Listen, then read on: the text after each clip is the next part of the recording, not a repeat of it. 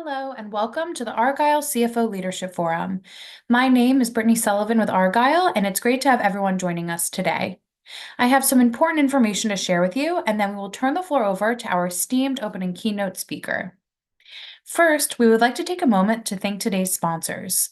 Our sponsors are committed to providing you with valuable content and a great overall experience. At any time during today's event, you can visit their virtual booths from the main agenda page, which include complimentary materials, information, and meet and greet opportunities. We also welcome you to stay socially connected during today's event. For those of you who are active on social media, please use the hashtag ArgyleDigital and follow us at Argyle Exec Forum. Also, be sure to follow Argyle on LinkedIn for special announcements.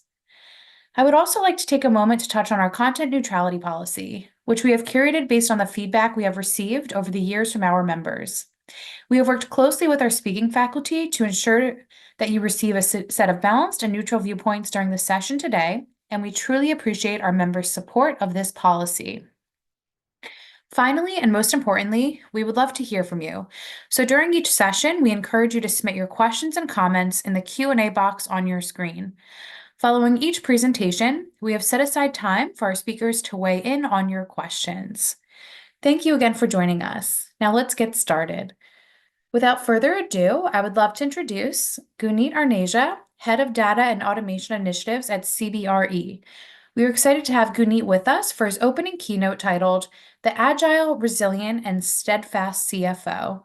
Welcome, Guneet, and over to you. Great. Thank you, Brittany. And welcome, everyone. And thank you, Argyle, for setting up this forum. I really appreciate it. Over the next 30 minutes, I'll be your host, Guneet Arneja, as Brittany introduced myself. And you know what that means, that probably no one, Fortune 500 CFO was available for the next 30 minutes. So here I am, but worry not. For the 22 years that I have been in finance, I have plenty to talk about on this topic. You'll see a quick introduction from myself before we jump into our agenda for today. I've had the opportunity to work at several different companies. Looking at the logos, you might have thought, hey, I probably started working when I was 5. But I am fortunate enough to have started my career at Deloitte Consulting, which allowed me to work at many different companies in the finance organizations, leading the transformation initiatives for some of the biggest Fortune 500 companies for US. So at this point where I am in my career is I'm leading a very talented team over at CBRE through doing our data and automation initiatives, which are really focused on how do we optimize our costs within finance and across the company.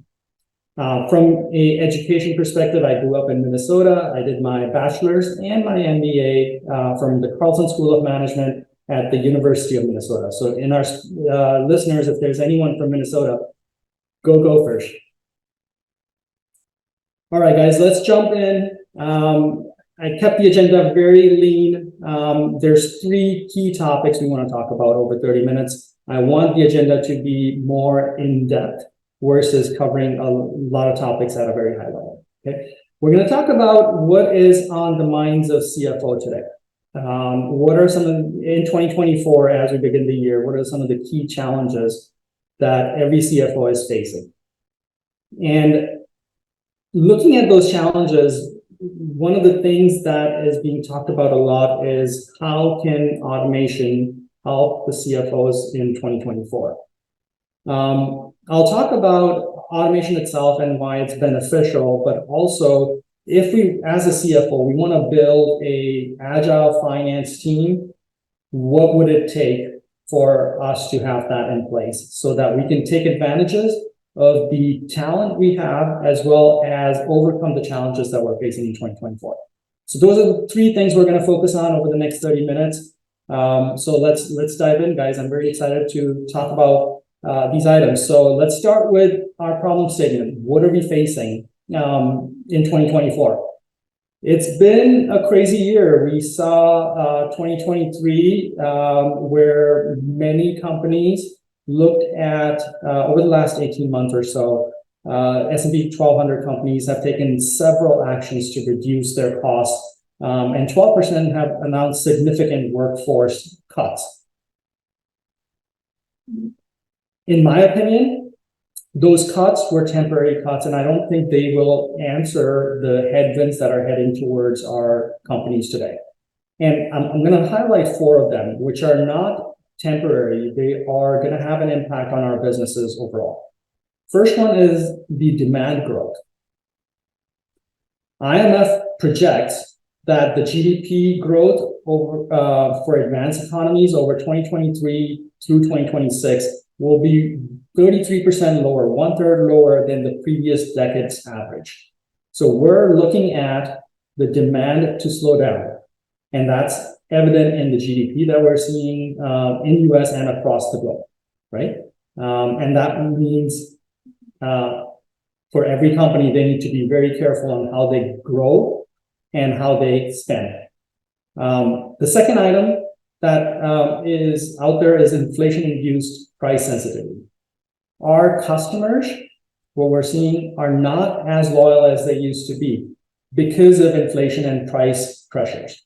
In 2023, for example, 90% of the consumers were okay switching to an alternative brand just based on price.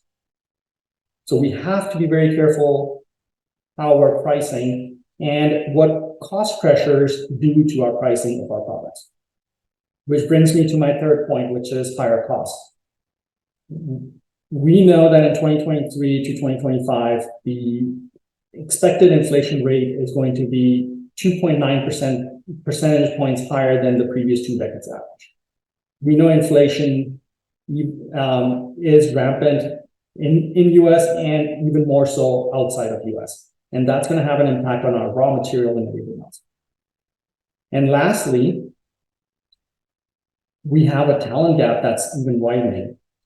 Most of the seasoned employees that we have are closer to retirement age. The people that are close to retirement age has grown by 66% in the US and more than doubled in UK. These are our seasoned professionals, and we're not able to replace the institutional knowledge that they have. With all these headwinds, what's top on mind for the CFOs is how do we protect our businesses against these challenges that we face in 2024 and beyond. So this has to be a strategic realignment. So where is the CFO's mind today? Gartner believes the 3 key priorities for every CFO in 2024 are, number 1, they're under increased pressure to show profitable growth. When I say profitable growth, that means how do we increase revenues and reduce costs? For the CFO, it's super important in 2024 to put in motion deals to cost optimization. And I'm seeing that across the companies. Cuts are just the beginning, but really to tackle these headwinds, we need to rethink how we spend. Secondly, CFOs are under immense pressure to invest in new technology because the technology is advancing super fast, particularly AI. Generative AI especially took the market by storm in late last year. And more companies are investing into it because if they don't, they fear being left behind. And the top priority for a CFO is to find a way to invest in these type of technologies at the same time being very cost conscious. And lastly, but very importantly, tackle the talent shortages that we have in the key capability areas so that we can retain and attract new talent as we go through this journey in 2024. So those are the 3 key items that I'm going to touch on how a CFO should think about and approach it. But this is coming from Gartner as these are the top 3 items that a CFO may have on their mind for 2024. Okay. With that, let's jump into, if you are a CFO, you're looking at cost optimization and revenue growth. How do you optimize your cost? One of the places where CFOs are turning to is automation. Can we automate our processes so that it costs less to build what we build? It could be we're building a widget, we're building a plug, whatever it is. How can we automate our processes across the board so that our cost can be lower to support a revenue growth that we can bring in? Okay, so we increase our revenue, but we don't increase our cost in an equal manner. There's lots of benefits to automate. First, productivity goes up. You could get more out of the same employee with automation than you would without it. And we've seen the number of employees it's taken to reach $1 million in revenue has consistently declined over the last decade. And a lot of that is due to the technologies that we're introducing into our processes. Okay, so that journey has shown positive results, and it shouldn't stop here. We expect automation to drive further productivity gains over the coming years. The other thing that automation will do for you is accuracy. When you train bots to do a process, they will perform that same process over and over again without changing it. Unlike humans, where you have to go through training and there's room for human error. So having automation in the process helps you build more reliable and more standardized products for your customers. Thirdly, if you automate, you're making sure that if there are controls that need to be followed, compliance issues that you're trying to tackle, that every single time your product has passed those compliance checks. Every single time the controls were followed, because it's not a human doing it so that nothing was circumvented. It has been automated and everything was, and the entire process was followed and tracked. The next good thing about automation is these are some of the technologies that are being used right now are non-invasive. What that means is you're not looking at ripping out your backbone like your ERP or your procurement systems. You're looking at, with automation technologies, putting technology on top of your existing framework of applications and help those applications work more efficiently. So you pull in automation where you have manual effort, where you put in an ERP, for example, but it doesn't do exactly what you're looking for.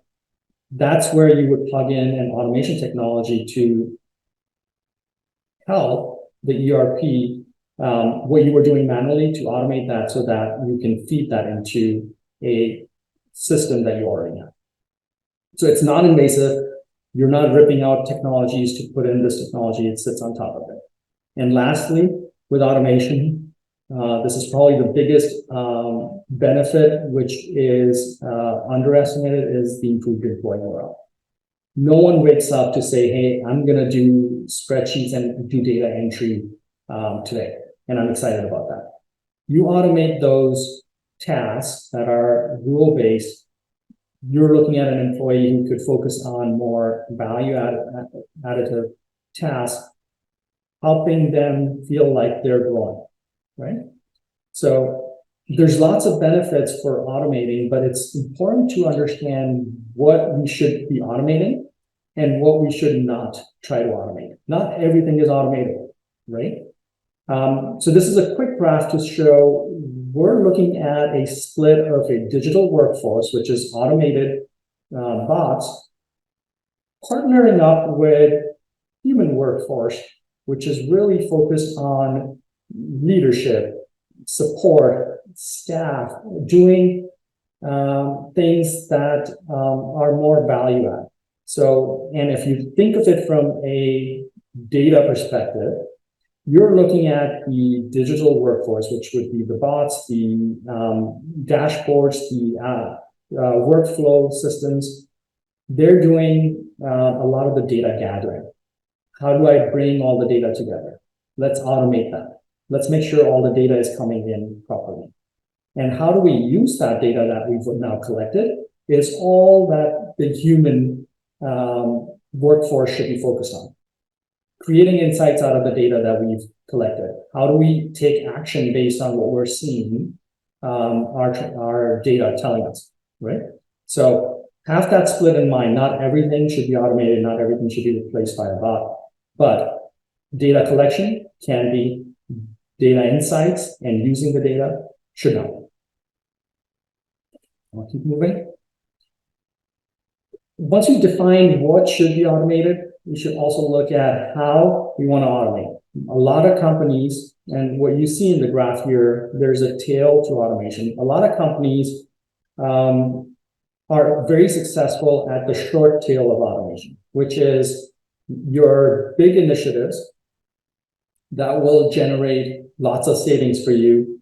And a lot of companies, what they end up doing is set up a center of excellence for automation, and they go after these big savings. McKinsey estimates there's about 45% of activities and organizations can be automated, 45%, right? The short tail of automation, which a center of excellence, which is the big one, big automation ideas that a company can attack to reduce costs, is really only 3 to 7%. This is across departments that center of excellence can go attack. Many companies have been successful at doing so, using tools like bots and so on and so forth. Where most companies are not so successful is attacking the remaining 40% of those activities. That's called the long tail of automation, right? And that's the untapped area of cost savings that I've seen companies struggle with. To do that, these are 40% of the tasks that are very unique to your day-to-day. How do you automate that? And for that, you don't need a center of excellence. What we need to do is empower our employees to automate their own tasks. It's a concept of low-code, no-code applications that we need to empower our employees with.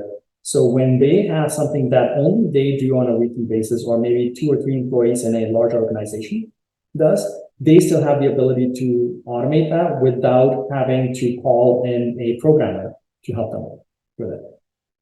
And that's how you tap into the remaining 40% of the value that can be generated in an organization. All right, guys. So hopefully this kind of gives you, if you're thinking about how to reduce costs, you should look at automation. And if you're looking at automation, what should you automate and how you should be looking at automating. But automation in your organization will only work if you have a finance team that's ready to embrace it. Okay? If you don't have a finance team that's set up that way, the adoption is not going to be there. So the remaining 7-8 minutes of this call, I want to spend some time on what is that secret sauce that makes the finance team so agile that it gets set up to be very successful over the next 5, 10, 15 years, right? So I'm going to focus on 4 different things that when you look at your organization as a CFO, that you must have people that are really focused on these 4 things. And that is the secret sauce for having a finance team that's agile and that can adapt to everything that's happening around the world, whether it's around technology, whether it's around changing rules, and so forth. The first one is process. This is something that any CFO can start looking at today and making a big difference to the cost and the revenue that a company is generating. Because every company has processes that are not ideal, right? So process improvement is easy to get started on, but it is a never-ending task, right? You want to start looking at all your processes. The first thing you want to do is, can we standardize these processes as much as possible? Always make sure you're spending your time where the juice is worth the squeeze. So you want to make sure you track the value that you're going to get by changing a process and standardizing. If the juice is not worth the squeeze, come back to it later. And share the process automations that you're doing, process optimizations that you're doing across the organization. And that's going to be the key for you to be able to scale your scale and realize the savings that you're looking for. So this is something that any CFO can start with looking at their processes, and many organizations have already invested in process owners, so on and so forth, so that are really looking at their job is to look at their processes and improve workflows, improve technologies around it, right? The second thing that you should have a focus on within the finance office is technology. And I'm not talking about large investments into things like ERPs and procurement systems and so on and so forth. I'm talking about how do you stay on top of the technologies that are changing so rapidly that can help you create a competitive advantage against your competitor, right? Each business issue is going to be complex in its own unique way. So you don't need just one system that you rely on, and every time you want to change your business, you go change that system. You want to build a toolkit of various technologies within your organization so that when you have a problem, you find the right technology to apply to that problem so that you can solve it quickly and in an agile manner, right? That's what this is all about. Expand the toolkit of technologies that you do have. Finance must make these investments in some of the emerging technologies, and they're coming fast and furious. It's as if the floodgates have opened. There's so many companies coming with very great technologies that can be applied to enterprise level applications. AI being an example of that. Barriers to entry is going to be finding that funding to allow technology to be brought into an organization. But you can bring in great technologies, but they're not going to be successful. And I'll tell you why. Technology only goes as far as your people. If you don't invest in your people learning that technology will not help you. So focus on people. And this applies to one of the focus areas for the CFOs for 2024 and addresses the talent gap that's widening. Education and digital upskilling of your employees to improve their job satisfaction and retention is crucial. It's a lot easier and a lot effective cost-wise to train an existing employee and upskill them into a role versus going out and hiring a new employee, right? So focus on that and invest in it. The new generation that's coming out understands that. And it's expected that Gen Alpha, which is anyone that's being born after 2013, I believe, is not going to work the same way that previous generations have, where you're an accountant or you are a electrician, you are that for the rest of your life. The new generations that's coming out is going to reinvent themselves every 10 years through digital upskilling, through relearning. That's where this generation will crave to work for companies that are investing into their future, their upskilling. And companies have a big role to play. Companies that invest in it will get the talent out there, and companies that don't will be left out. And lastly, as a finance leader, you must focus on your data. Because you can't do any of the automations, you can't drive down the costs, you can't provide insights to your leaders if you don't have the correct data governance established, and you are paying attention to how you manage your data, the quality of that data, and make it available to everyone. There's a quote here that I truly believe in, that data will drive automation. If you don't have data, you can't build any artificial intelligence models. And automation can enhance your data. With automation, you can make sure you're getting in good data. You're not getting junk in, junk out, right? So both of them go really well hand in hand. Key takeaways. Summarize everything we talked about. CFOs will be pushed in 2024 to cut costs in various places and to drive growth. They will be pushed to invest in technologies like AI and in transformation initiatives. And they will be asked to address this talent gap that's widening. For all of these challenges, automation can help. However, to be successful, an agile finance team has to be set up, which has that focus on those 4 pillars that I talked about. Improve your processes so you can reduce your costs. Invest in new technologies so you can improve productivity and fuel growth. And also set up a competitive advantage. Upskill your people, invest in them so that you can close out this talent gap. And enable your data for the decision makers. That's everything I have for you guys today. If there are any questions, please feel free to ask those in the chat. I'll pass this over to you, Brittany. Excellent. Thank you so much, Guneet, for such an insightful presentation. And as a reminder to the audience, you can still enter questions. We'll go ahead and review a few that came through. This one question asks, what ideas do you have to help companies tap into the long tail of automation and empower their employees? Great question. And it's very close to my heart, guys. It's a challenging topic.